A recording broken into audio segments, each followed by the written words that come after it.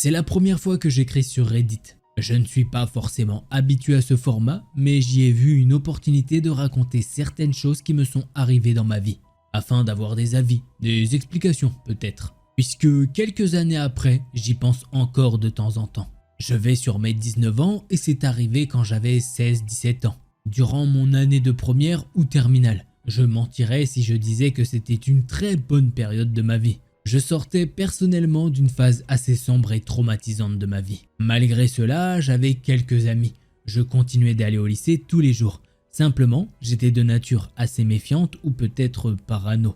En bref, ma vie continuait. Fin de semaine, milieu d'année scolaire, c'était un vendredi après-midi. Comme chaque fin de journée de cours, je rentre seul vers mon bus. Mon casque sur les oreilles, je suis fatigué et je veux juste rentrer chez moi, retrouver mon lit. En attendant le bus, je me positionne stratégiquement afin d'être une des premières personnes à rentrer dedans. Le bus arrive, je veux rentrer. Néanmoins, un homme rentre avant moi. Aucun problème. Un homme tout à fait normal avec un sac plastique. J'avais simplement à attendre qu'il passe son titre de transport et de passer juste après. Mais il galère, je vois qu'il prend du temps à sortir ce qu'il avait dans sa poche. Et là, moi, aigri de 16-17 ans, j'avais la flemme d'attendre. Alors oui, c'était pas très poli, mais je suis passé avant même qu'il valide son pass sur la machine adéquate. Malheureusement, en passant devant lui, je le bouscule. Je bouscule légèrement son épaule à cause de mon sac d'école. Je m'excuse pas. C'est vrai, j'étais pas poli, ni même provocante ou quoi que ce soit. Je voulais simplement rentrer chez moi. Je vous avoue que je suis pas fier de mes actes en y repensant. J'aurais totalement compris de m'être pris une leçon de morale concernant mon comportement. Mais non, l'homme me regarde juste. Je m'assois sur un siège près des portes du bus. Lui s'assoit au fond du bus. Je suis sur mon portable pour changer de musique et je redresse mon regard vers le haut. Je croise son regard et son regard me fixe. Un arrêt, 2 arrêts, 3 arrêts après. Il continue de me fixer. Je me souviens pas de son visage ni de son apparence, mais je ne pourrais oublier son regard. À ce moment-là, je commence un peu à stresser. En tant que femme, je me sens oppressée. Est-ce que c'était un pervers, un homme dérangé ou tout simplement quelqu'un qui me fixait par automatisme? Ou m'en voulait-il par rapport à ce qu'il s'était passé précédemment? Je ne savais pas, mais je ressentais son regard. D'autant plus qu'il était littéralement à l'autre bout du bus. Il était tout au fond. Il me fixe moi. Son regard ne bouge pas, pas même pour regarder l'arrêt auquel il descend. Petit détail, j'avais également un style vestimentaire original, un peu gothique, emo grunge. Et ce jour-là, j'avais porté un haut un peu sexy, bien que je portais un pull noir en dessous. Ce haut était une sorte de brassière soutien-gorge en simili-cuir et dentelle blanche, avec une jupe courte et des plateformes. De ce fait, j'étais habitué à ce que les gens me regardent sans raison, par dégoût ou curiosité, mais ce n'était pas aussi insistant que cela. Pas comme le regard de cet homme. J'espérais intérieurement qu'il descende avant moi du bus. Sinon, je serais descendu à un arrêt qui n'était pas le mien, parce que j'avais aucune envie qu'il voie l'arrêt ou même la ville dans laquelle j'habitais à ce moment. Par chance, il descend avant moi. Et ce qui m'a glacé le sang, c'est qu'il continuait de me regarder, même en laissant son siège et en descendant du bus. Le bus se referme, son regard ne croise plus le mien. Ouf, je ne vous cache pas que j'étais soulagé. Après cela, je rentre chez moi normalement et je me pose dans mon lit. Lorsque mes parents rentrent du travail, je leur en parle furtivement. Ma mère s'interroge, mais malheureusement, on peut rien faire contre ça. On s'était simplement dit, en effet, c'est bizarre. Espérons que tu ne le croises plus. Ellipse de 2 semaines, comme chaque vendredi sur 2, je finissais à midi. Par habitude, je marchais seul vers mon bus non loin de mon lycée. Vous vous en doutez, je revois ce même homme. C'était le seul jour où je le croisais puisque je terminais suffisamment tôt contrairement au reste de la semaine, où je finissais vers 16-17 heures. Je me remets à stresser, à sentir une pression anxiogène. Malgré ça, le bus arrive et je rentre dedans. Avant lui cette fois, je ne bouscule personne. Je rentre tout simplement et je m'assois près des portes d'entrée du bus. Et l'homme du bus, au fond, il me fixe à nouveau. Dans ce cas, il m'a reconnu, pas vrai? Il me fixe de la même façon. Je m'en souviens plus vraiment s'il avait encore son sac plastique ou non. Mais je crois que oui. Il me regarde, il me fixe. Alors j'évite comme je peux son regard. Bien que quelquefois, nos regards se croisent. Puisque je le regardais pour savoir s'il me regardait toujours. Et il me regardait toujours. Il ne souriait pas. Il était simplement assis en écartant les jambes sur son siège. Même chose, il descend avant moi tout en continuant de me fixer. Le bus se referme et je rentre chez moi. J'en reparle à ma mère. On finit par une conclusion vaine en espérant ne plus le revoir. Bien que j'étais un peu anxieuse de cette situation. Depuis ce jour, je ne l'ai plus jamais revu. Même les autres vendredis après-midi, jusqu'à la fin de l'année scolaire. J'ai déménagé entre-temps, alors je ne suis plus jamais retourné dans mon ancienne ville ou vers le bus de mon lycée. Mais j'avais toujours son regard en tête, jusqu'à ce jour. Alors je vous pose la question, qu'est-ce que vous en pensez? Serais-je parano ou était-il vraiment dérangé? Était-ce parce que je l'avais bousculé? Dites-moi tout, honnêtement. Dans tous les cas, merci d'avoir lu ce texte jusqu'ici. Bon, en tout cas, le gars ne passe jamais à l'acte, mais le gars est quand même bizarre et très rancunier. Alors oui, ça se faisait pas de le bousculer, ça, on est bien d'accord. Ou tu t'excuses, tu dis « Ah, désolé, j'ai pas fait exprès », même si c'est pas vrai, t'as fait exprès, mais bon, pas grave. Là, le gars est quand même très rancunier, il lui en veut. J'imagine que pour une fille de 16-17 ans, se savoir regarder par un adulte, on sait pas son âge malheureusement, le gars est assis au fond du bus et tu sais pas ce qu'il lui veut. Peut-être qu'il est armé, peut-être que tu te dis bah putain, avant de rentrer chez moi, il y a quand même une petite trotte, donc j'ai pas envie qu'il m'attrape et qu'il me kidnappe ou autre chose. Tu vois ce que je veux dire? Donc voilà, c'est tout pour ce premier thread d'horreur, on va passer au second.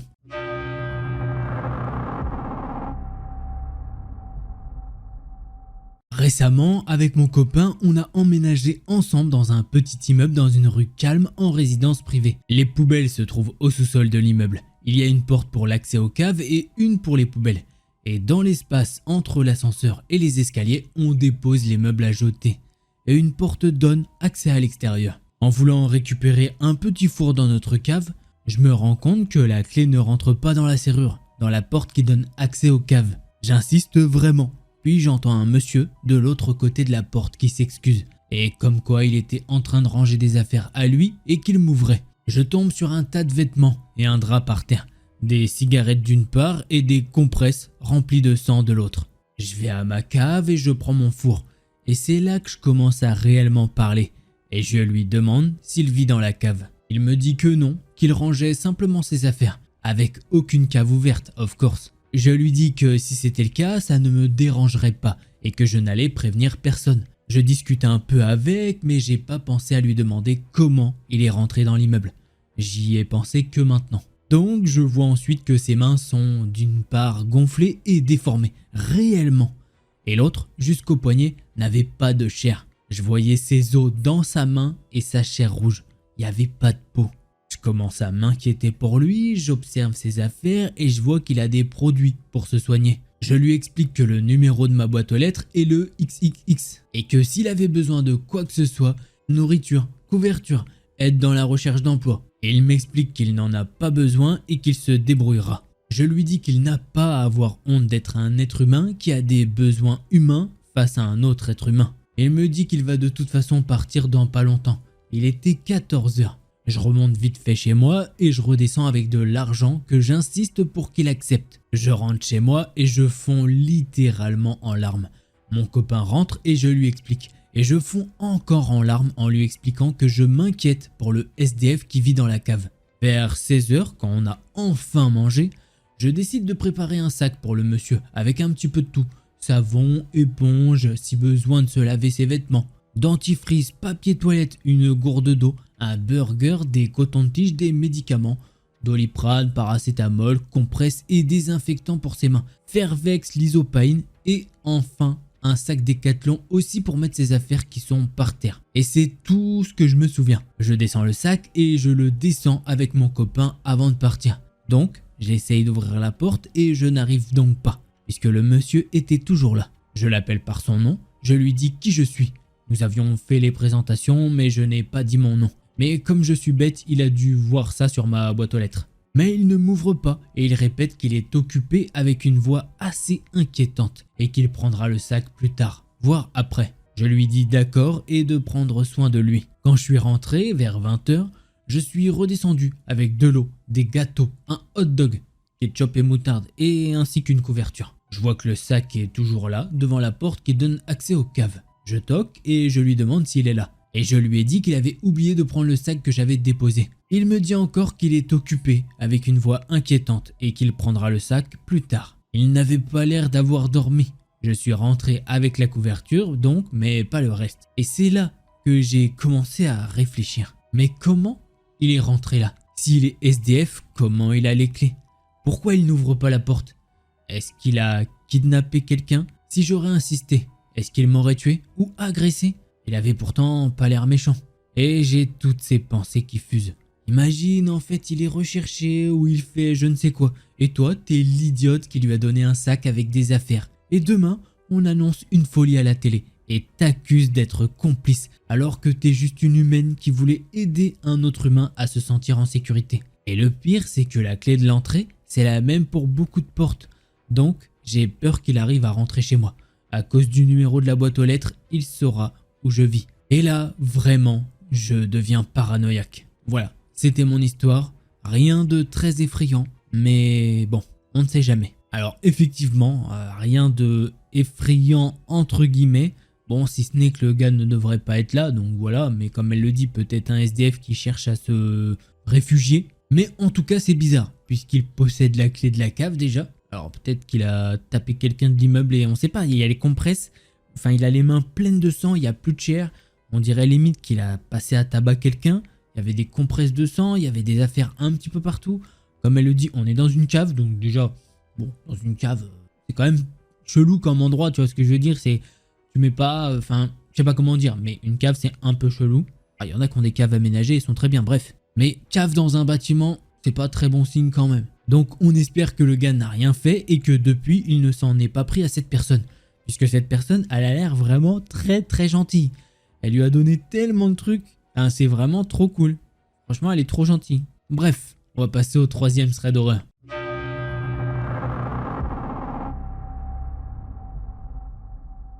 Avant de commencer ce deuxième thread d'horreur, si tu veux soutenir tout ce travail, un petit pouce bleu et un abonnement, ça fait jamais de mal. Allez, on passe à l'histoire. Cette histoire, justement, s'est déroulée en 2022 dans mon ancienne maison. Dans la maison, il y avait 4 chambres à un premier étage, une cave, un salon au rez-de-chaussée, un jardin et un grenier. Un jour, je jouais avec ma petite sœur avec des peluches que l'on avait sorties de nos placards. Et au bout de quelques minutes de jeu, j'ai demandé à ma mère si je pouvais aller chercher d'autres peluches dans le grenier, car on en avait tellement qu'il n'y avait pas assez de place dans nos chambres pour en stocker plus de 7 à peu près. Elle m'a alors dit oui, et elle m'a averti qu'il y avait aussi son matériel pédagogique là-haut, et qu'elle ne voulait pas que je l'abîme. Après avoir récupéré 5 peluches supplémentaires, nous nous sommes remis à jouer, et l'après-midi se déroula normalement. Tout allait bien, jusqu'à 20h30. L'heure à laquelle mes sœurs et moi devions nous coucher à l'époque. C'était peut-être après que mon père soit venu faire la routine du soir, c'est-à-dire faire un câlin et dire bonne nuit. Alors que je m'apprêtais à dormir, j'ai entendu un bruit sourd retentir dans la maison. Je me suis levé, scrutant les alentours de ma chambre pour voir si quelque chose était tombé. Mais je ne voyais rien qui pouvait avoir causé ce bruit. Soudain, il y a eu un énorme fracas suivi du bruit d'une personne qui court. Je me suis alors rendu compte que les sons provenaient du grenier. Pour y accéder, il fallait monter des escaliers menant à un 3e étage comportant une seule porte menant au grenier. Nous avions une chatte qui a 19 ans aujourd'hui qui aimait passer ses quarts d'heure de folie dans le grenier ou la cave. Alors je me suis rassuré en pensant que c'était elle qui faisait ces bruits en courant partout. Alors je me suis détendu et je commençais à fermer les yeux quand soudain j'ai entendu des bruits de pas dans l'escalier du 3e étage. Des pas lourds d'hommes.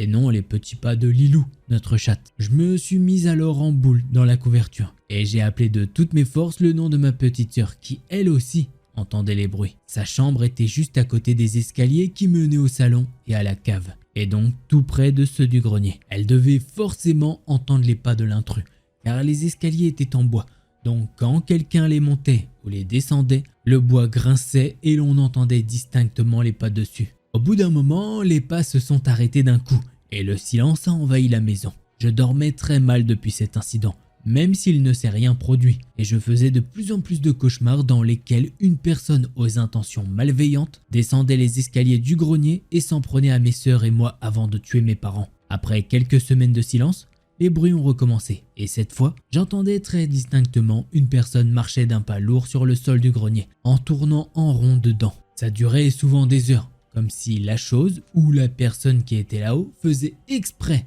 de faire du bruit pour m'effrayer. Mais une nuit, les bruits de pas furent suivis de meubles qui se déplaçaient avec fracas et d'objets qui se faisaient balancer dans les 4 coins de la pièce. C'en était trop. Alors le lendemain, je suis allé témoigner de ce que j'ai entendu à mes sœurs et je leur ai ensuite demandé si elles avaient entendu des choses similaires. Mais elles m'ont répondu en riant et j'ai compris que cela voulait clairement dire que non. Mon angoisse ne cessait de grandir au fil des jours. Alors un jour, j'ai décidé d'ignorer les bruits et d'essayer de dormir malgré cela. Et ça a fonctionné. pendant 2 heures. Après lesquelles je me dis que si je faisais part de mon expérience à mes parents, peut-être que l'on trouverait l'origine du problème. Et c'est ce que j'ai fait. Mon père m'a écouté et a pris mon témoignage beaucoup moins au sérieux que ma mère qui m'a proposé d'aller explorer le grenier, dans lequel je n'étais pas retourné depuis la première manifestation des sons étranges. J'ai refusé une première fois, mais ma mère me dit alors que je pouvais rester devant la porte le temps qu'elle vérifie que le grenier était vide. J'ai eu une petite seconde de doute avant d'acquiescer et de monter les marches pour arriver devant la porte derrière laquelle se trouvait sûrement quelque chose d'effrayant. Comme m'avait dit ma mère, je suis resté devant l'entrée, tandis qu'elle ouvrait la porte lentement, laissant entrer un filet de lumière qui se dissipa de manière assez inquiétante. Un vent froid se glissa entre mes cheveux, ce qui ne me rassura point davantage. Quand ma mère a fini de checker la moindre chose suspecte de la pièce, elle m'a fait signe et me dit avec un grand sourire « C'est bon, tu peux revenir jouer sans crainte ». Je commençais à m'avancer quand je me suis soudain mise à hurler « Maman, il y a quelque chose derrière toi !» Après ça, j'ai fondu en larmes. Je ne pouvais pas décrire exactement ce que j'avais vu à ce moment-là, mais je sais qu'il s'agissait d'une silhouette masculine positionnée au fond de la partie semi-cachée de la pièce, là où on entreposait les sacs. La réaction de ma mère fut de se lever de manière brutale et de scruter l'endroit que j'avais décrit dans mon cri de panique. Évidemment, mon père suivi de mes sœurs accoururent pour voir ce qu'il se passait. Et bien sûr, il n'y avait plus rien, à part ma mère me serrant dans ses bras. Depuis ce jour, je ne suis plus jamais allé dans ce grenier. Et quelques mois après, nous avons eu l'obligation de déménager suite à un grave incident que je ne pourrais citer sous peine de trahir mon identité et celle de ma famille. Dans notre nouveau foyer, nous allons mieux et les rares bruits que j'entends sont ceux des voisins de l'appartement au-dessus du nôtre. Alors qu'est-ce que c'était tous ces bruits? Est-ce que c'était un homme, effectivement, qui était caché dans le grenier? Ou bien un truc paranormal, je ne sais pas, c'est tourné d'une façon où on ne sait pas vraiment. Justement, hésite pas, tu me dis ta théorie dans les commentaires, réel, paranormal, on sait pas.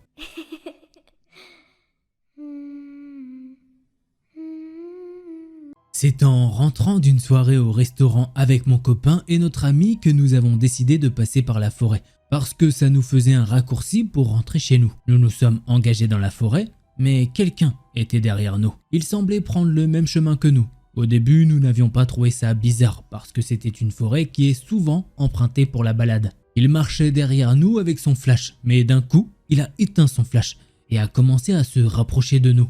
Mon copain a trouvé ça bizarre et donc il a prétendu appeler son père pour laisser l'homme passer devant nous. L'homme nous est donc passé devant, il a marqué un petit temps de pause avant de continuer son chemin. Nous avons attendu 2 minutes avant de repartir car l'homme n'était plus dans notre champ de vision. Sur le chemin, il y a une grande place où nous pouvons faire du sport avec des outils adaptés, des barres de traction, etc. À cet endroit-là, nous avons tourné la tête et éclairé pour regarder derrière nous.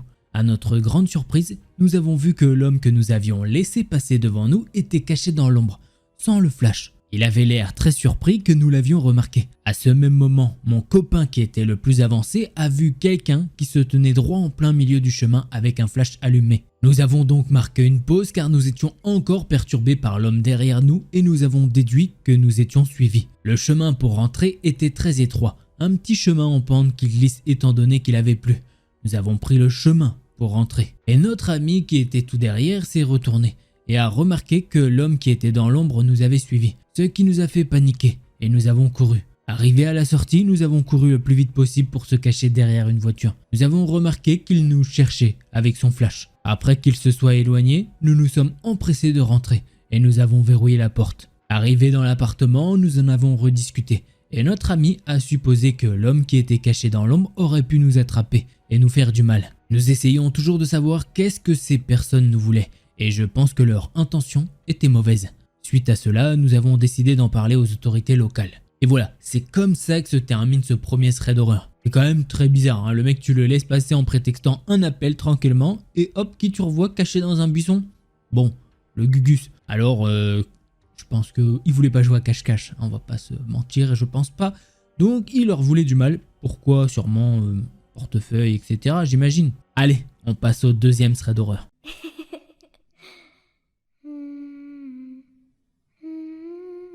Je ne sais pas vraiment si ça rentre dans ce subreddit, mais le fait est que j'ai été terrifié. Alors j'imagine que ça marche. Tout a commencé la semaine dernière dimanche soir. Je pars me balader pour échapper aux chaleurs caniculaires de l'après-midi. À vrai dire, je pars plutôt de nuit, donc je fais les 4 premiers kilomètres sans aucun souci. Puis j'arrive dans ce qu'on pourrait appeler le tout début du centre-ville. J'ai besoin de réfléchir un peu sur certains trucs, alors je m'assois sur le banc d'un arrêt de bus quelque chose comme 10 minutes. Puis je me relève et je me prépare à repartir. Je me dis que ce serait pas mal de passer par un très grand escalier, ça me ferait les jambes. Je me dirige donc vers la rue qui mène à l'escalier. Il est environ minuit 30. Puis je me rends compte qu'il y a quelqu'un derrière moi à 3 ou 4 mètres. Je me dirige vers lui car je l'entends marmonner des trucs. Et je me demande s'il a besoin d'un renseignement, que ce soit l'heure ou alors la direction d'un lieu quelconque. Et là, je le vois sortir un bâton. J'ai à peine le temps de comprendre que mon corps s'est mis à courir tout seul. Mais il était juste derrière moi. J'ai couru tout le long d'une rue, mais il ne me lâche pas d'une semelle. Je précise que je cours plutôt vite, au minimum 20 km/h. À voir. Je fais le tour d'une voiture et je suis reparti à fond pour descendre la rue. À un moment, je sais plus trop pourquoi, je me suis arrêté pour essayer de voir ce qu'il voulait. Il a réussi à me rattraper et il a commencé à me frapper avec le bâton. J'ai rappliqué avec un coup de pied et des insultes et j'ai recommencé à courir. J'étais complètement paniqué, mais heureusement j'ai réussi à éviter le coup de bâton dans les côtes en me tournant. C'est mon sac à dos qui a pris le coup. J'ai réussi à atteindre le bas de la rue où je traversais la route sans regarder. Puis il y a un homme plutôt bien bâti, un peu plus grand que moi, environ 1,80 m, qui vient s'interposer à ma demande car j'avais pris un peu d'avance, mais le mec au bâton était complètement focus sur moi. Il en avait rien à faire de l'homme qui voulait me défendre. À un moment, on a réussi à attraper son bâton et mon seul regret, c'est de ne pas lui avoir donné un coup de poing dans la gorge ou le foie pour qu'il arrête. Je me suis repris quelques coups dans les hanches, mais j'ai réussi à m'enfuir en courant. Il avait visiblement un moins bon cardio que moi sur le chemin du retour. J'ai été complètement paniqué en surveillant sans arrêt mes arrières. Quelques kilomètres plus loin, je croise un groupe de jeunes qui ont l'air plutôt cool. Je les préviens de ne pas aller là d'où je viens, car il y a quelqu'un qui s'amuse à cogner des gens. Et ils me disent que eux aussi ont croisé ses collègues. Mais ils étaient 3 et le fait est que dans leur groupe, il y avait un garçon avec un crop top. Et c'est le seul à s'être fait attaquer, ou en tout cas c'était la cible initiale. Et je suis moi-même une femme transgenre. Donc ça me fait très fortement penser que c'était une ratonnade. Après avoir croisé ce groupe, l'une des filles prend mon numéro pour que je l'appelle en cas de souci. Je rentre littéralement en garde de boxe. Je l'ai tenu tellement longtemps que j'avais mal aux épaules. Mais je préférais ça plutôt que de reprendre des coups de bâton. Je sursautais à la moindre ombre. Et je préférais marcher sur la route plutôt que d'être dans l'obscurité. De façon à ce que les voitures arrivent face à moi pour que je les voie évidemment. J'évitais la moindre personne que je croisais. Et j'ai réussi à trouver ce que je pensais être un meuble complètement détruit. J'ai récupéré une des planches dans lesquelles il y avait pas mal de clous de plantés. Ça m'a servi de batte clouée de fortune. Pour le retour, heureusement, je n'ai pas eu à m'en servir. Mais quand je suis rentré chez moi, j'ai explosé en larmes. Et aujourd'hui encore, j'ai du mal à sortir sans une bombe lacrymo. PS, ah oui, j'ai oublié l'un des trucs les plus terrifiants lors de cette soirée. C'est que le mec qui me frappait ne parlait pas et il me fixait droit dans les yeux. Il n'a pas répondu, que ce soit quand je lui ai proposé mon aide ou quand je lui ai hurlé dessus d'arrêter, ou alors quand je lui ai envoyé un coup de pied en l'insultant de tous les noms. Ça m'a glacé le sang. Car c'est impossible de savoir ce qu'il veut. Je n'ai compris qu'après que c'était juste parce que mon existence le dérangeait. Et voilà, c'est comme ça que se termine ce thread d'horreur. Alors oui, dans ce thread d'horreur, la personne qui a été attaquée, eh bien elle a été attaquée parce qu'elle ne rentrait pas dans le moule de ce gars-là avec le bâton. Non, elle s'est dit non, bah cette personne est différente, moi j'en veux pas.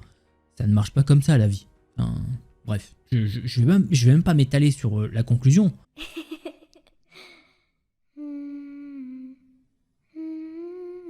Je travaille de nuit dans une usine de barriques, de 18 h à 4 h 30 du matin. Après mon travail, je rentre généralement chez moi en voiture, ce qui me rend généralement paranoïaque parce que je vis au fond du pays et que je regarde beaucoup de vidéos YouTube comme Wendingoon et des trucs sur les personnes disparues. Mais généralement, quand je rentre à la maison, je laisse mon chien sortir. Je regarde la télévision et je fais tout ce que je dois faire. La semaine dernière, alors que je laissais ma chienne faire pipi, elle a semblé voir quelque chose dans les herbes autour de ma maison. Elle s'est en quelque sorte arrêtée net avant de courir frénétiquement vers la porte d'entrée. J'ai en quelque sorte oublié qu'elle voyait un animal que je n'avais pas vu, comme un lapin ou quelque chose du genre. Mais ce soir, en sortant ma chienne, comme je l'appelle à l'intérieur, j'ai entendu ce qui ressemblait à un aboiement étrange, juste à la limite des arbres. Mais cela ressemblait plus à un homme adulte qui essayait de faire un aboiement de chien. Ça ressemblait plus à quelqu'un qui faisait ouf ouf d'une voix monotone. À ce moment-là, je suis à l'intérieur, mais je suis vraiment paniqué. Mon cœur bat la chamade et j'ai peur. J'ai regardé beaucoup de choses sur les cryptides comme les skinwalkers et tout le reste. Et même si je n'y crois pas nécessairement, je ne crois pas non plus à des trucs comme ça. Ma chienne se comporte bizarrement et se cache sous mon lit, ce qui n'est pas un comportement normal de sa part. De plus, la fenêtre de ma chambre est cassée à cause d'un récent accident survenu par mon jeune frère. Et elle n'est recouverte que d'une couche de plastique et de quelques rideaux. J'ai peur d'entendre autre chose ce soir. Mes portes sont verrouillées, mais je ne sais pas si je vais pouvoir dormir. Je ferai un autre post si quelque chose d'autre arrive. Après avoir écrit ceci, je venais de penser à quelque chose que j'avais entendu ce matin de la part de mon frère aîné. Il a dit que lui et mes parents avaient vu des lumières qui ressemblaient à des gens se promenant avec des lampes de poche en bas de la colline, à travers les arbres derrière notre maison la nuit dernière. Cela n'a rien à voir avec ce que j'ai entendu, mais c'est juste bizarre. Un autre phénomène étrange ces derniers temps est que nos chiens rentrent à la maison en boitant. Mes parents ont 3 chiens, mon frère en a un et j'en ai un. Au cours de la semaine dernière, 3 de nos chiens sont rentrés à la maison en boitant. Apparemment sans raison. Nous sommes tous sortis pour regarder autour de la cour et juste dans les arbres et nous n'avons rien trouvé d'anormal. Nos chiens ne s'éloignent généralement pas trop de chez nous. Nous n'avons donc aucune idée de qu'est-ce qui a pu causer cela. Je ne sais pas si ces choses étranges sont liées, mais je pense qu'elle mérite d'être mentionnée. De plus, tous les chiens sauf la mienne étaient à l'intérieur lorsque j'ai entendu des aboiements. J'ai créé ce compte jetable spécifiquement pour cette histoire car je ne me sentais pas à l'aise de le publier sur mon compte Reddit principal. Je voudrais également souligner que ces événements sont vrais et se sont réellement produits. Cela fait environ une demi-heure que je suis à l'intérieur et je n'ai rien entendu par ma fenêtre. Mais je publierai s'il y a des mises à jour à faire. C'est une histoire assez étrange. Pourquoi il y aurait des gens qui font waf waf dans la forêt? Clairement, c'est bizarre. Donc, si ce n'est pour attirer les chiens à sortir, peut-être demander une rançon pour les chiens, enfin, laisse tomber. De nos jours, je vois tellement de trucs, il y a tellement de documentaires où je vois et les mecs, tu te dis, mais ok, ah ouais, d'accord. Tu l'as tué juste pour ça, par exemple? Le mec qui tue un mec juste pour, je sais pas, qu'on lui prête la voiture, par exemple. Bref, des fous. Donc, voilà, on va se laisser là sur la conclusion.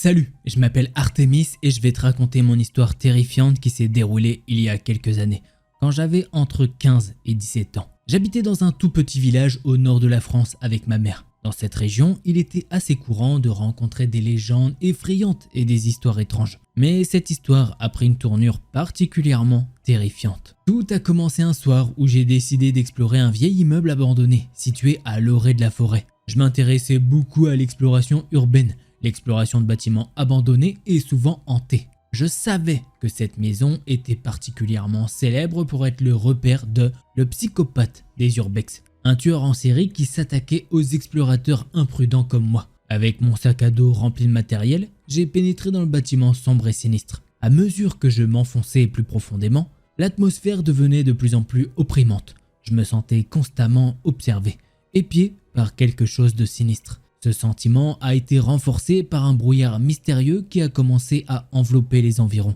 Je savais que quelque chose n'allait pas, mais ma curiosité m'a poussé à continuer. Soudain, j'ai entendu un cri perçant. Mon cœur s'est emballé et j'ai commencé à paniquer. J'ai remarqué une silhouette sombre bouger furtivement dans l'ombre, puis disparaître rapidement. Mon sang s'est glacé et j'ai su que je n'étais plus seul. La course-poursuite a commencé. Je me suis précipité à travers les couloirs sombres de ce labyrinthe abandonné, cherchant désespérément une issue. Mais chaque fois que je pensais m'échapper, le psychopathe surgissait de nulle part, me rattrapant. Son rire sadique me suivait à chaque tournant. Le brouillard s'est épaissi, rendant la visibilité presque nulle. C'était comme si le brouillard prenait vie pour m'aider dans cette lutte désespérée pour ma survie. Il renfermait le psychopathe et lui donnait l'impression d'être pris au piège. Mais chaque fois que j'espérais enfin m'en sortir, le brouillard se dissipait et le psychopathe réapparaissait. Au fur et à mesure que la course se poursuivait, je sentais mes forces diminuer. J'étais épuisé, mais je ne pouvais pas abandonner. J'ai essayé de m'orienter dans l'obscurité en utilisant ma lampe de poche,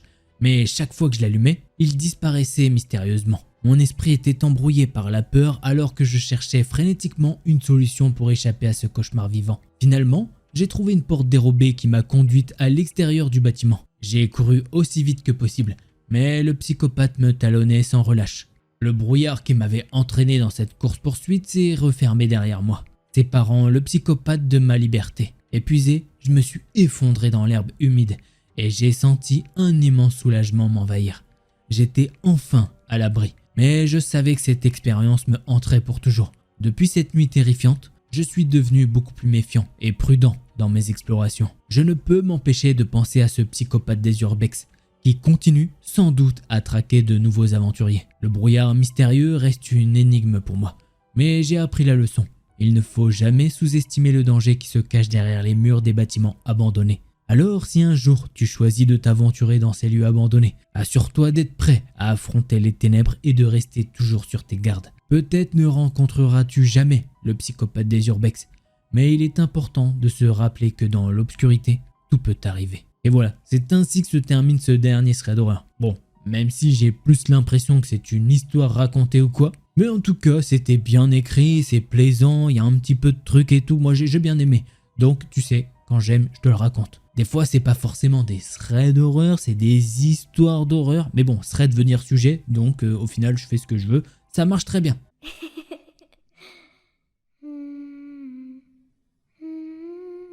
Cette rencontre a eu lieu le mercredi 11 octobre 2023. J'étais avec ma meilleure amie et nous nous promenions dans Rouen comme tous les mercredis. À un moment, vers 14h30, nous sommes interpellés par un homme qui avait l'air perdu.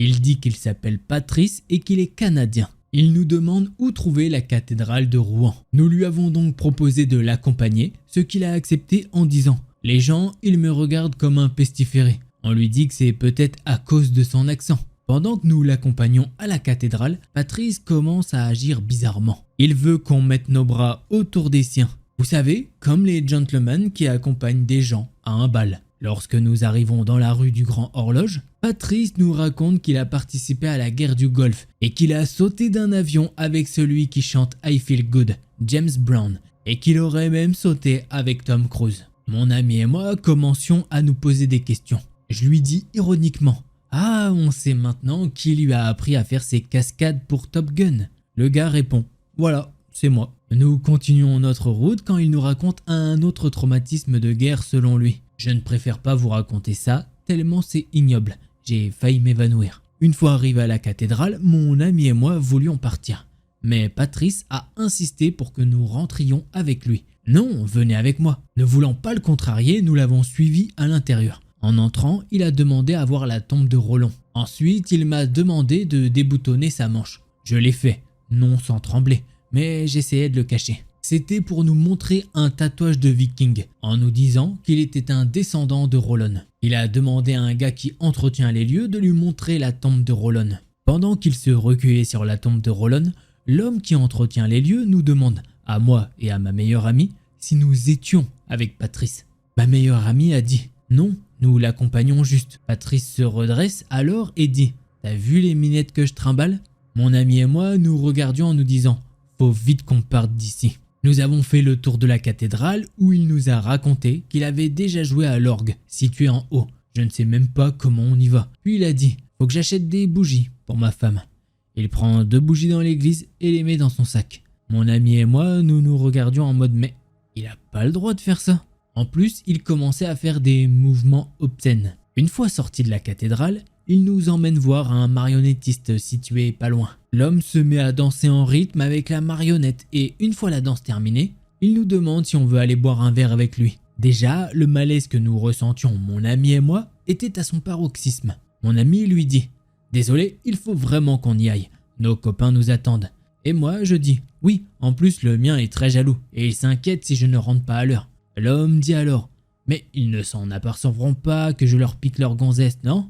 Mon ami alors dit « Ouais, mais il faut vraiment qu'on prenne un train et il va bientôt partir. » L'homme a alors dit « Bon ok, on verra plus tard pour le verre. On peut au moins se faire la bise. » Nous lui faisons la bise et il dit « Merci de m'avoir aidé, j'espère qu'on se reverra. C'était un plaisir. » Nous lui disons que c'était un plaisir partagé et nous partons. En partant, on a du mal à se remettre de ce qui s'est passé. Nous allons bien, mais on se demande qui c'était. Un homme devenu fou à cause de la guerre? Un fou? Quelqu'un qui nous voulait du mal? On ne sait pas quoi faire et on n'en a parlé à personne, même pas à nos copains. Qui pensiez-vous que c'était? C'est vrai que l'homme est un petit peu bizarre. Là, je n'ai pas précisé dans le thread d'horreur, donc je ne peux pas savoir si c'est un prédateur moins de 18 ou est-ce qu'elles étaient majeures. En soi, c'était une rencontre très bizarre. Maintenant, est-ce qu'il y aurait eu plus ou quoi? Le mec les a plus ou moins laissés tranquilles, on va dire. Mais en tout cas, c'est une rencontre que t'as pas forcément envie de revivre avec le temps, quoi. Voilà.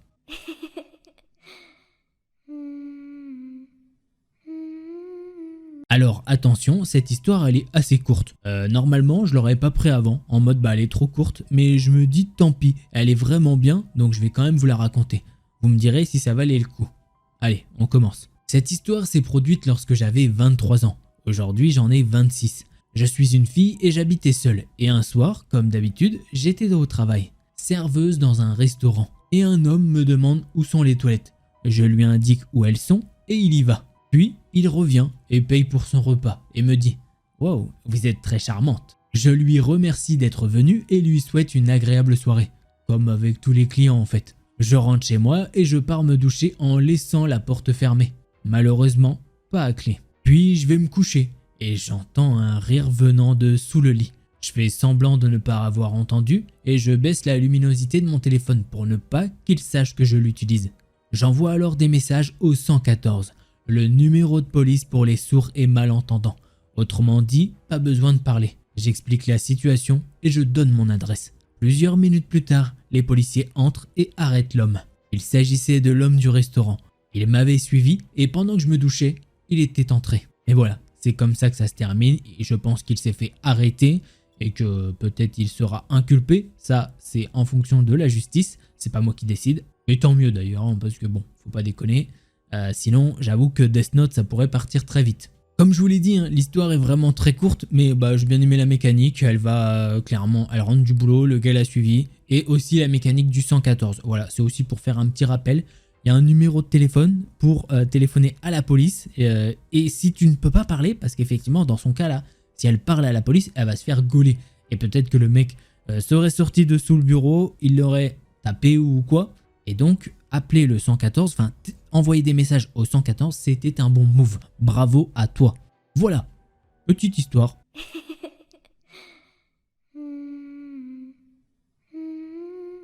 Bonjour, je m'appelle Aliot, je suis lycéen et cette histoire est encore d'actualité à l'heure d'aujourd'hui. Je vais vous parler de mon cousin que nous appellerons Théo dans cette histoire. Il faut savoir que Théo a perdu son père en 2019. Il avait donc plus ou moins 5 ans et sa sœur 3 ou 4. On va crever l'abcès tout de suite. Ce n'était pas un homme bien. C'était un pervers narcissique qui n'éprouvait aucun remords à tuer et à blesser. Il a par exemple essayé de noyer notre chien. Il m'a étranglé et frappé ma tante sans cesse. Il était d'une toxicité et d'une violence indescriptible. Il avait des intérêts spécifiques comme les armes à feu, les armes blanches, la chasse, etc. Les gens ont le droit d'aimer ce genre de choses, mais ce serait préférable qu'ils aient une bonne santé mentale, selon moi. Important aussi, cet homme a eu un fils d'une autre femme que nous appellerons Brian. Brian avait une santé mentale similaire à son père.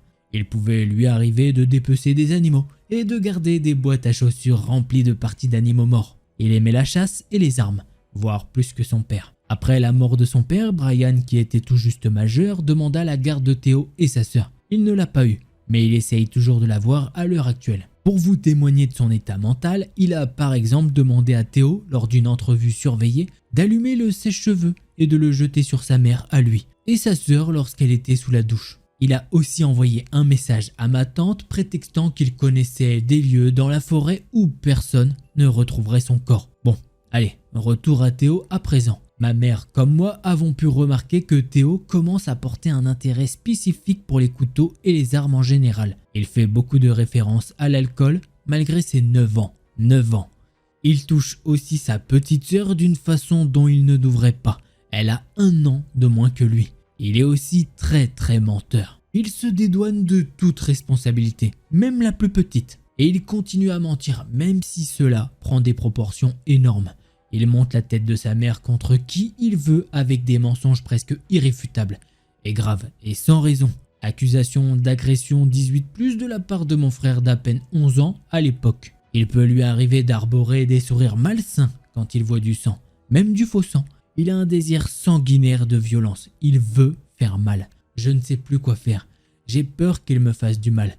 Et impossible d'en parler à ma tante sans réduire nos relations familiales à néant. Que dois-je faire? Aidez-moi. Alors au cas où, cette histoire je l'ai prise sur Reddit américain. Voilà, mais ça veut pas dire qu'il n'y aura pas ça en France. Là, du côté du père et tout, on commence à avoir une lignée de mecs pas très bien dans leur tête quoi. Il va falloir aller consulter. Malheureusement, ces gens-là ne le font pas généralement.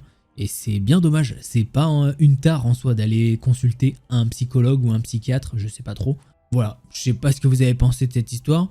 Brian, il est fou, Théo, il commence à devenir fou. Bref, c'est même pas il commence à devenir fou, il est fou en fait. J'avais pas vu qu'il touchait sa sœur de... Ouais, très fou. Ok, bref, on passe à la prochaine histoire.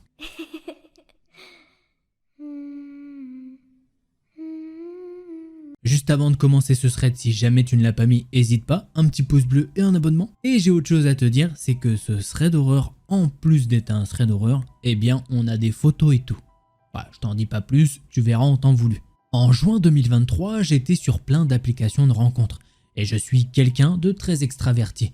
Donc je rencontrais beaucoup de personnes sans prendre la peine d'avertir mes amis. Après avoir texté avec un mec, il m'invite chez lui. Je prends un Uber et je lui dis que je suis arrivé. La porte du bloc est cassée et donc je rentre, mais l'immeuble est en mauvais état.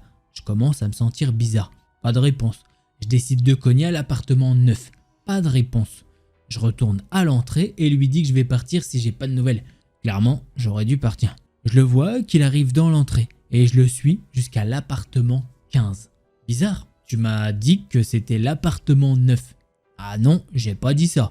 Ah si, regarde, c'est bien l'appartement 9. Il répond pas et il m'offre une cigarette. L'appartement est dans un état horrible. Ça sent la moisissure et il y a des déchets partout. L'odeur de la cigarette ne masque pas l'odeur de mort. Mes yeux piquent carrément. Ça ne sentait pas la substance, mais je pense qu'il était intoxiqué. Ça fait à peine 5 minutes que je suis là et je me dis que je dois partir à tout prix. Là, comme ça, sorti de nulle part, il me demande « Vas-y, suce-moi ». Non mais c'est hors de question, je lui montre alors le récapitulatif de notre conversation. Là, c'est bien ton numéro de téléphone. Il me dit que non. Je panique et je lui dis gentiment que je me suis trompé de personne et je décide de partir. Je déverrouille la porte et je mets un pied dans le couloir quand je sens une brûlure dans mon dos. C'était sa cigarette. Il me tire vers l'intérieur et je me débat. Il me fout alors des coups. Je prends mon sac, je suis au sol dans le couloir avant qu'il me donne un coup de pied dans ma mâchoire puis referme la porte. Je suis parti en courant appeler la police. Il m'a envoyé un texto le soir même en disant un simple « What the fuck ?» J'ai eu 2 fractures à la mâchoire, 2 dents cassées dont une retirée et des énormes bleus. Il est maintenant en prison avec 4 chefs d'accusation. Le procès de sentence n'a pas encore été fait. Cette histoire a carrément donné lieu à un article sur Journal de Montréal. Puisque oui, ça se passe au Canada. Je vous mets un petit screen pour vous montrer qu'effectivement, c'est bien ça. Et puis moi, je vais vous lire ce qui a été écrit carrément dans l'article. Arrêté pour avoir volé et battu 2 femmes à qui il avait donné rendez-vous. Un jeune homme de 24 ans qui aurait donné des rendez-vous à des femmes pour ensuite les voler et les battre a été arrêté par les policiers de Montréal, qui recherchent désormais d'autres victimes potentielles de cet individu. El New Order King LaForce, 24 ans, s'est fait passer les menottes le 19 juillet dernier. Il a comparu le lendemain au palais de justice de Montréal sous des accusations de vol qualifié, agression armée et voies de fait grave. Jusqu'à maintenant, les enquêteurs sont parvenus à identifier 2 présumées victimes de King LaForce. Selon les autorités, en août 2022, puis en juin dernier, le suspect aurait donné rendez-vous à des femmes en leur fournissant une fausse adresse. Une fois sur place, les femmes se rendent compte de la tromperie et décident de quitter les lieux. C'est toutefois à ce moment que le suspect se jette sur elles, les vole et les tabasse. Les 2 événements qui sont reprochés à El New Order King LaForce se sont produits respectivement dans les secteurs de Saint-Léonard et de Côte-des-Neiges Notre-Dame-de-Grâce. Selon les autorités, le suspect pourrait avoir fait davantage de victimes en utilisant le même modus operandi, mode opératoire. Je sais pas ce que t'as pensé de cette histoire, mais elle est incroyable. Là, pour le coup, en plus, on a un article à la clé, donc ça confirme quand même la véracité des propos. Bon, si t'as kiffé ces histoires effrayantes, je t'invite à mettre un gros pouce bleu et un abonnement.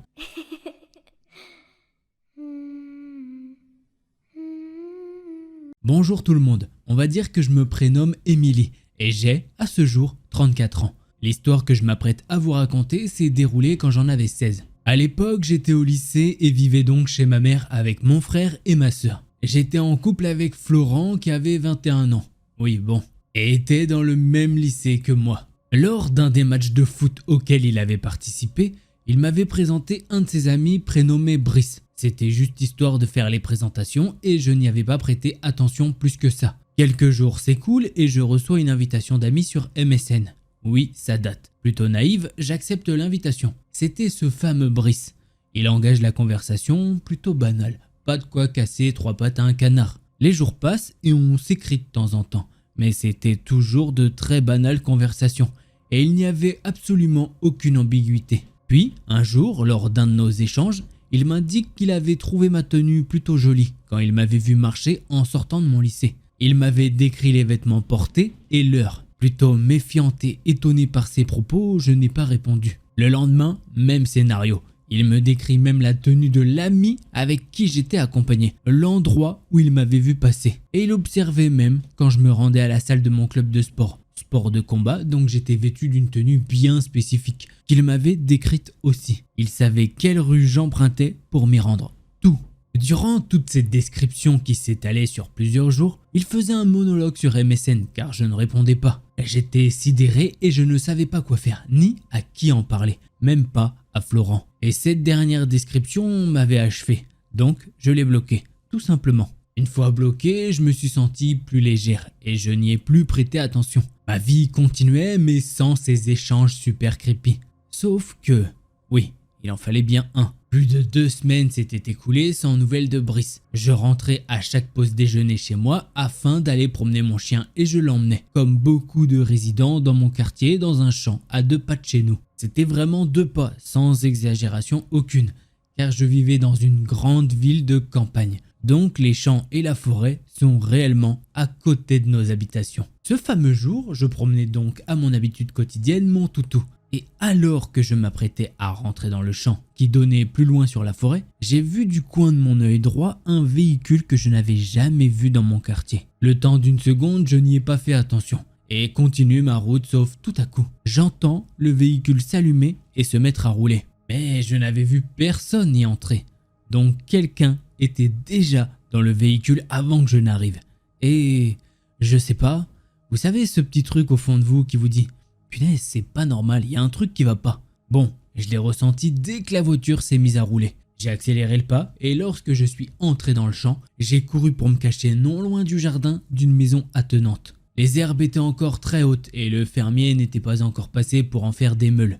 Ville de campagne, yes. Il m'a été facile de me baisser très proche du sol et de faire se coucher mon chien. J'ai entendu le véhicule freiner très fort puis plusieurs portes s'ouvrir. Et quelques secondes après, 3 personnes avaient accouru dans l'entrée du champ. Je n'ai reconnu aucun des hommes qui étaient entrés, mais je les ai clairement vus en train de regarder au loin, cherchant quelque chose. Moi, en l'occurrence. Ils étaient plutôt jeunes, la vingtaine au moins. Ils marchaient non loin de l'entrée, fouillaient les herbes, regardaient au loin tandis que la voiture était toujours allumée. Ils sont restés durant 2 minutes, pas plus, mais elle m'avait paru être une éternité. Lorsque le véhicule est reparti, j'étais tellement terrifié que les larmes coulaient sur mes joues, sans que je ne puisse me contrôler. Et je suis prudemment rentré chez moi. Suite à cette rencontre, j'ai acheté un couteau papillon avec mon argent de poche. C'est pas légal d'en vendre à des mineurs, vous en conviendrez. Mais à l'époque, les gens n'étaient pas très regardants. Et durant plusieurs mois, je ne suis plus sorti non accompagné de chez moi. Pour en revenir à ce Brice, et pourquoi il a été cité alors que je ne l'ai pas reconnu, c'est parce que suite à cet événement, je ne l'ai plus jamais revu aux côtés de Florent. Et je suis persuadé que c'était lui qui était au volant. La coïncidence était trop évidente pour qu'elle ne soit pas plausible. Peut-être que je me trompe, mais j'en doute énormément. Je ne garde pas de séquelles de ce que j'ai vécu, car je suis beaucoup plus prudente maintenant. Mais je me demande toujours ce qui aurait pu se passer si je n'étais pas parti précipitamment me cacher ce jour-là. Bref, prenez soin de vous et merci de m'avoir lu. Et bah c'est avec plaisir qu'on a lu cette histoire, étant donné qu'elle est vraiment très cool. Il y a quand même de bonnes chances que ça soit Brice qui était dans la voiture. Vu que le mec arrivait à lui décrire toutes ses tenues à chaque fois, je me doute qu'effectivement il était dans une voiture tout le temps à l'espionner. Et cette fois-ci, bah c'était le cas. Mais par contre, du coup, qu'est-ce qu'il lui voulait? Ok, elle répondait plus sur MSN. Mais ça te donne pas le droit de faire des trucs comme ça. Bref, très bonne histoire.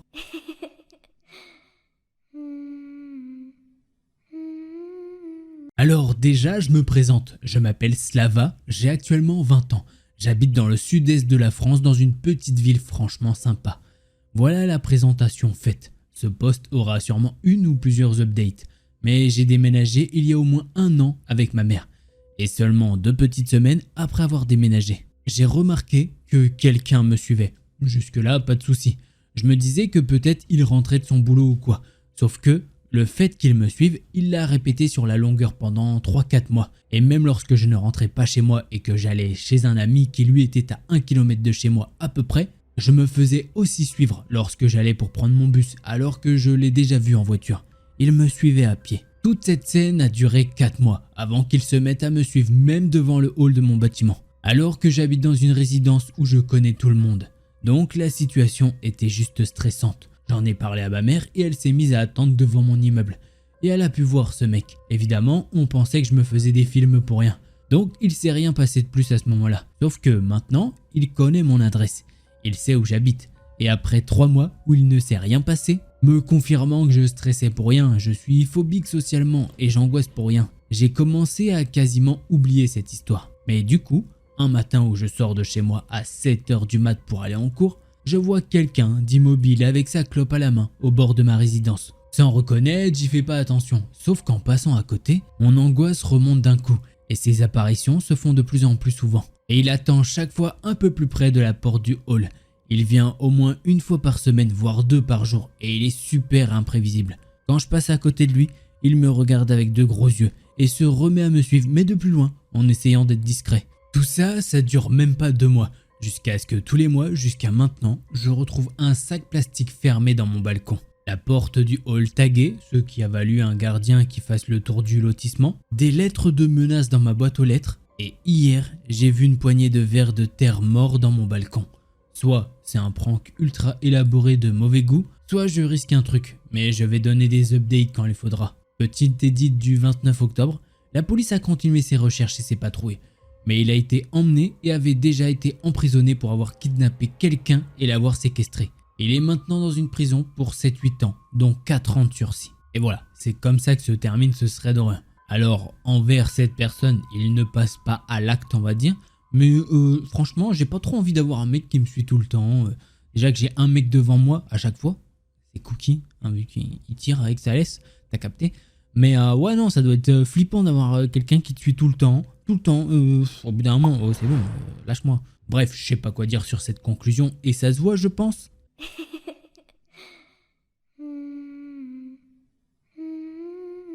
C'était un soir de Noël et je devais avoir 18 ans. J'en ai 30 aujourd'hui. J'avais passé la soirée en famille, sans mon copain de l'époque, mais on était bien décidés à se rejoindre après nos repas respectifs. J'avais eu un nouveau téléphone pour Noël, mais il ne s'activait que le lendemain à 15 h. Je me rappelle encore. Nos soirées se terminent aux alentours de minuit 30. Mes parents, évidemment, contre le fait que je sorte à pied rejoindre mon copain à une heure si tardive. Ils imposent des conditions. Soit quelqu'un vient me chercher, soit c'est mort. Inconsciente que je suis, je mens et je confirme qu'il, lui et sa famille, viennent me chercher. Mes parents acceptent et je fais mine qu'on m'attend devant et je sors. J'avais environ 20-25 minutes de marche et faut savoir que j'ai la poisse. Je marche donc en direction de chez lui et ayant l'habitude de me faire emmerder, j'étais emmitouflé dans mon manteau, en jogging basket pour mettre toutes les chances de mon côté. Les rues sont désertes, il n'y a que quelques lampadaires qui éclairent mais c'est la nuit noire. J'arrive à une intersection. Un feu en face de moi, à ma droite et à ma gauche. Arrêté au feu, en face, une voiture. J'angoisse déjà. Et là, la voiture met les pleins phares sur moi. Je prends alors mon téléphone pour faire comme si je passais un appel. Mais rappelez-vous, je ne pouvais pas réellement appeler. Communiquer avec quelqu'un pour demander éventuellement de l'aide puisque mon téléphone ne s'activera que le lendemain. Je le garde à l'oreille, je n'avais pas le choix que d'aller tout droit car c'était ma route. Je passe le cœur serré à côté de la portière du passager. Et elle s'ouvre. « Oh toi là, viens là !» Il avait une jambe hors de la voiture. Je fais comme si je n'avais pas entendu et continue ma route en ayant une conversation imaginaire avec mon téléphone, espérant que ça les fasse fuir. D'un ton à nouveau très agressif, le passager hurle « Oh je te parle !» Je bégaye, tremble, mais contre toute attente, le feu est passé au vert et ils ont démarré. Ils ont roulé tout doucement pour tourner dans une rue après, toujours très lentement. J'insiste car ça m'a paru interminable. Dès que je n'ai plus vu le cul de la voiture, j'ai couru me cacher derrière une maison abandonnée sur la route. L'instinct, je ne sais pas. Ils sont repassés 3 fois, ils me cherchaient. Je les voyais passer et repasser de là où j'étais.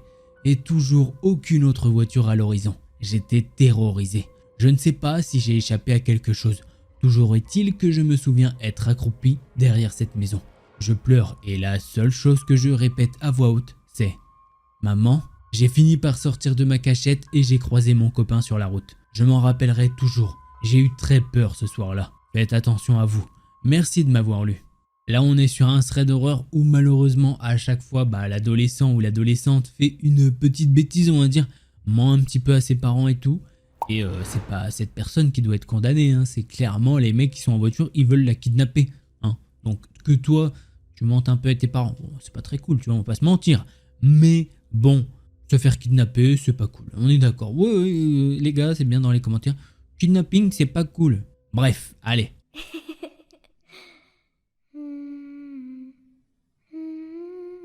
Bon, avant de commencer ce dernier thread d'horreur, si jamais tu l'avais pas fait, n'hésite pas. Un petit pouce bleu, ça aide énormément. Et si t'étais pas abonné, je pense que c'est le moment pour le faire et surtout pour ne pas rater les prochaines vidéos. Allez, on commence avec le thread.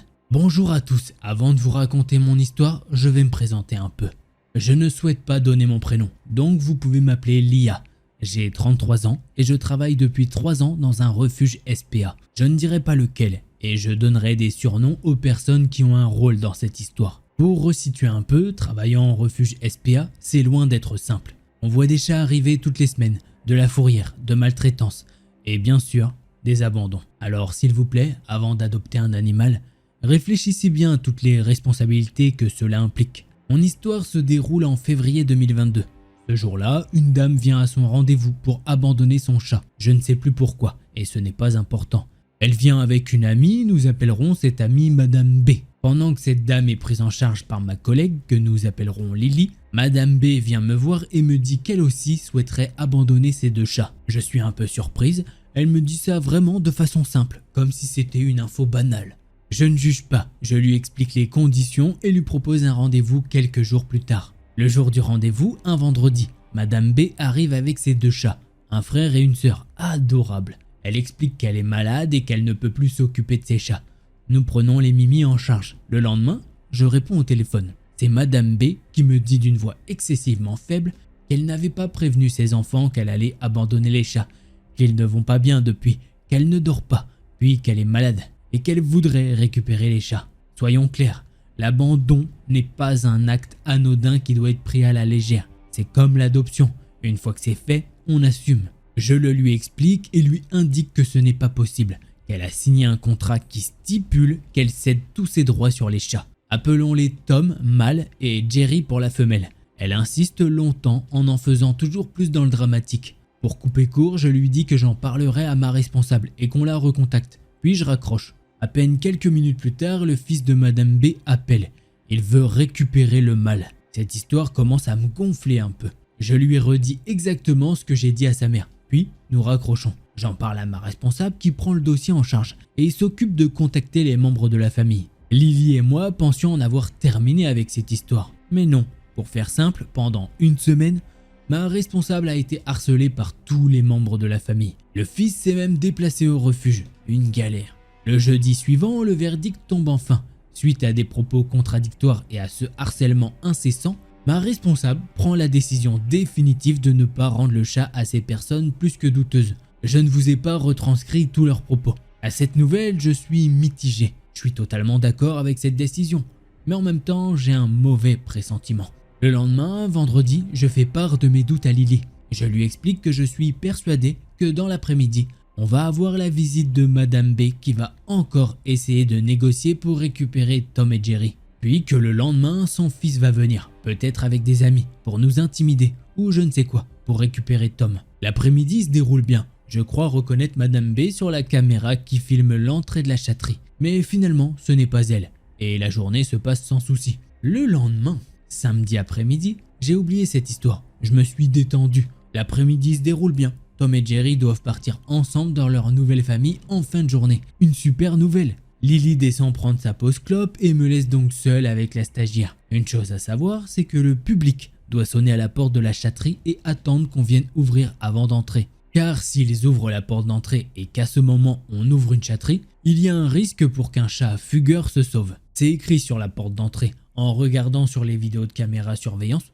il y en a partout, une à l'entrée, une dans le bureau et une dans chaque chatterie, c'est-à-dire 3 de plus. Plus celle qui donne dans la cour. Je vois un monsieur monter, il a un masque, obligatoire après le Covid. un bonnet, des gants et un sac à bas a priori vide. Il va pour entrer sans sonner, mais ma collègue, ayant un mauvais feeling, le suit et lui dit de sonner et d'attendre que je vienne lui ouvrir. Je le fais poireauter un peu. Ces personnes qui ne lisent pas, il y en a tellement tous les jours et c'est pénible. Je finis par lui ouvrir, il va pour foncer dans la chatterie en face de l'entrée et je le stoppe. Je lui explique qu'il doit mettre des surchaussures ainsi que du gel hydroalcoolique et que non, il ne peut pas remettre ses gants. Je lui demande de laisser son sac à bas dans le bureau, puis je l'emmène. Son comportement est étrange, il a l'air fébrile. Il fait semblant de caresser les chats. Il manque même de shooter dans une vieille chatte qui voulait des câlins. Puis, il se dirige vers Tom, sur une commode à côté de la porte de la chatterie. Ma collègue Lily le voit faire et comprend qu'il est venu avec une idée bien précise en tête et décide de venir aussi dans la chatterie.